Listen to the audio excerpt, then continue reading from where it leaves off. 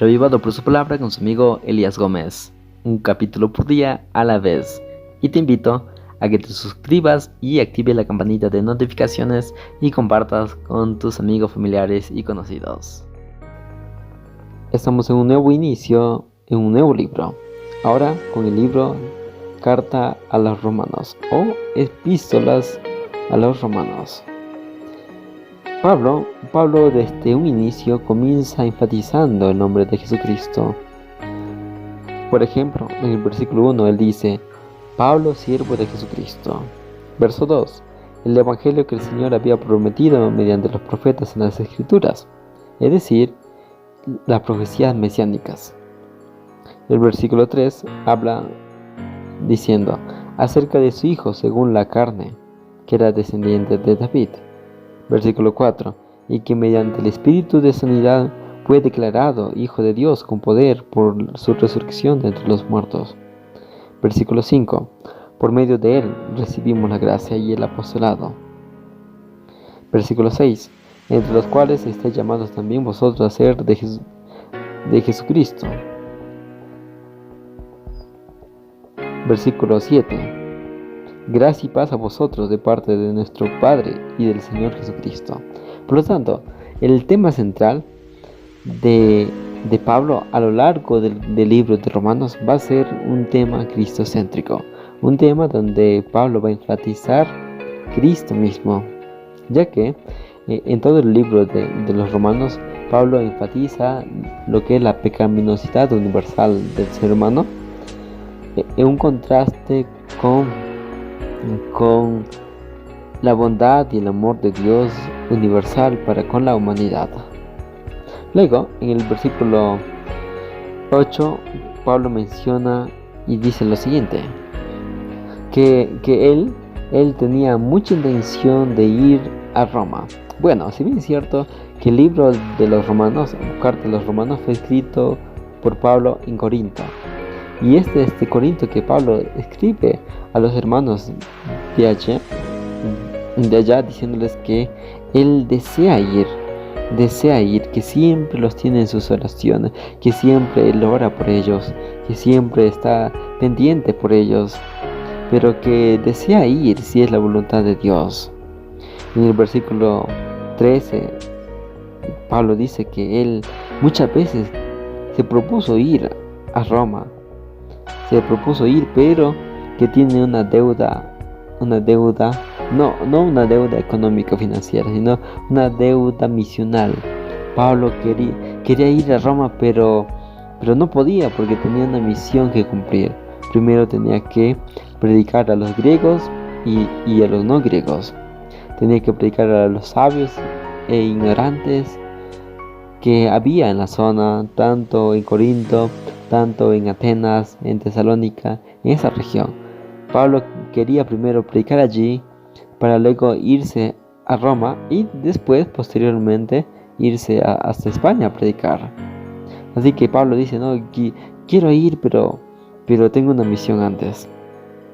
Luego, en el versículo 16, Pablo dice lo siguiente: no me avergüenzo del evangelio porque es poder de Dios para salvación a todo el que cree, primero al judío y también al griego, porque el evangelio revela la justicia de Dios que él da por la fe al que confía en él, como está escrito: el justo vivirá por la fe. Bueno, aquí hay un cambio brusco.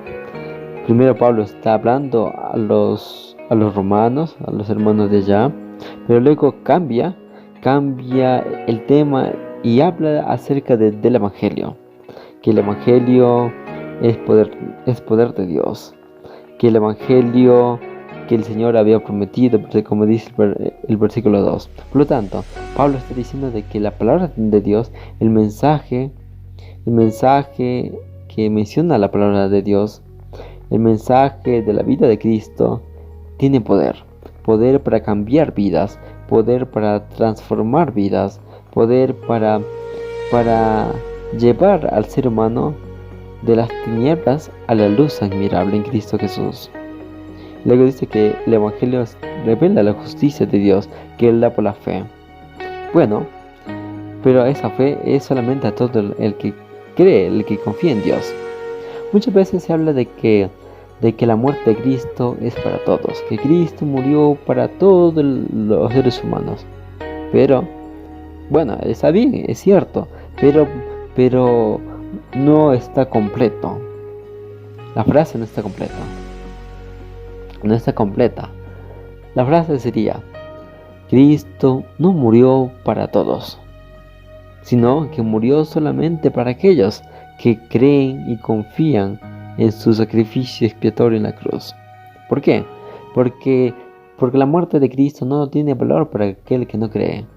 No tiene valor.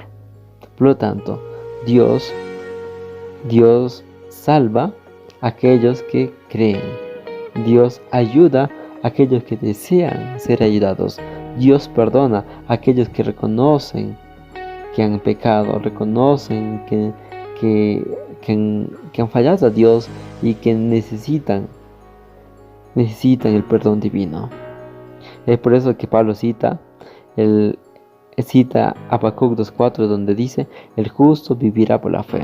Es decir, no una fe que se dice yo creo en Dios y nada más, sino que está hablando de una fe activa, una fe que nos impulsa a creer en Dios, en leer su palabra, que nos impulsa a orar, una fe que nos motiva a cambiar, una fe que nos motiva a poner de nuestra parte, porque creemos en Dios, creemos en lo que Dios dice en su santa palabra, una fe que nos motiva a cambiar nuestros hábitos, nuestras presuposiciones, a cambiar nuestro estilo de vida.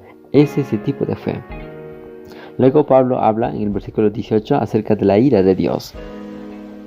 Que la ira de Dios se revela desde el cielo contra toda impiedad. Es decir, aquí Pablo está diciendo que Dios ama al pecador, pero no ama el pecado. Dios quiere salvar a la humanidad del pecado, y que esos atributos invisibles de Dios, su eterno poder y su divinidad, se ven claramente reflejados desde la creación. Dios se revela de muchas formas al ser humano, para que el ser humano pueda entender que Dios lo ama y quiere salvarlo. Luego, en el versículo 24 hasta el versículo 28 se repite una frase que dice así: Dios los entregó. Versículo 24: Dios los entregó a la inmundicia. Versículo 26: por eso Dios los entregó a pasiones vergonzosas. Versículo 28: y como no quisieron reconocer a Dios, Él los entregó a una mente depravada para hacer lo que no conviene. No es que Dios nos entrega y nos deja abandonados porque Él quiere dejarnos así. No, sino que aquí lo que Pablo está queriendo decir es de que cuando el ser humano se torna rebelde, cuando el ser humano se comporta de forma hostil ante el llamado divino, Dios no tiene más por hacer. Nos deja, nos entrega aquello que nosotros más nos aferramos, al pecado. Por lo tanto, Dios no nos puede salvar a menos que nosotros se le pidamos. Porque Dios no obliga, Dios llama, Dios motiva, pero no obliga. Luego en el versículo del 32 dice que a pesar de conocer el justo oficio de Dios, que los que practican tales cosas son dignos de muerte. No, bueno, Pablo no está hablando de que deben ser muertos, que deben tener la pena de muerte. No, Pablo está haciendo referencia de la muerte eterna. De cuando Cristo venga por segunda vez, ellos tendrán su pago, que será la muerte eterna.